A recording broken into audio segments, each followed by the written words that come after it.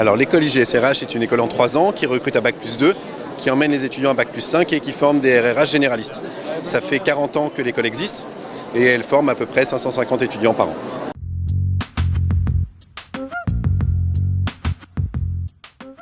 Alors oui, effectivement, on a ouvert une chaire de recherche intelligence RH et RSE sur le Big Data RH pour savoir effectivement toutes les données RH que les DRH ont, que ce soit sur la paye, que ce soit sur les salariés, qu'est-ce qu'on en fait?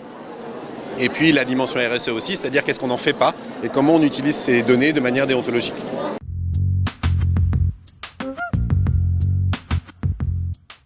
Alors nous, ce qu'on essaye d'inculquer à nos élèves, c'est 2 qualités principales. C'est d'abord la curiosité et ensuite l'adaptabilité. Parce que dans un monde en perpétuel mouvement, forcément, les étudiants ont besoin d'être adaptables et puis de s'ouvrir sur le monde. Pour cela, on a adapté le parcours. Quand on fait de la pédagogie, on peut jouer sur 3 critères principaux, qui sont 1, le professeur. Quel professeur est-ce qu'on met en face des étudiants? 2, l'espace d'enseignement. Est-ce qu'on est sur un espace virtuel? Est-ce qu'on est sur un espace réel? Et puis le 3e critère sur lequel on peut jouer, c'est le temps.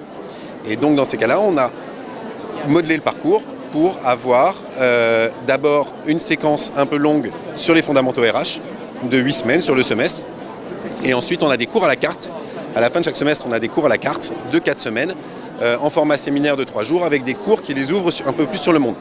Et donc on a des cours par exemple de négociation, on a des cours d'anthropologie, on a des cours de RH dans les startups, on a des cours d'entrepreneuriat RH, et on a des cours de psychologie sociale, de recrutement approfondi, etc.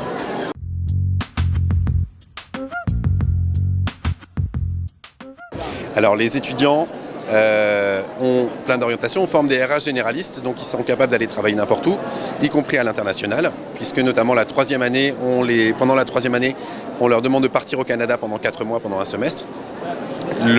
Pour les débouchés, les étudiants ont le choix de partir dans des grands groupes, soit en tant que RH généraliste, soit dans des services spécialisés, que ce soit en rémunération, que ce soit en formation, etc. Et puis on constate qu'il y a une nouvelle branche qui se développe avec notamment les startups.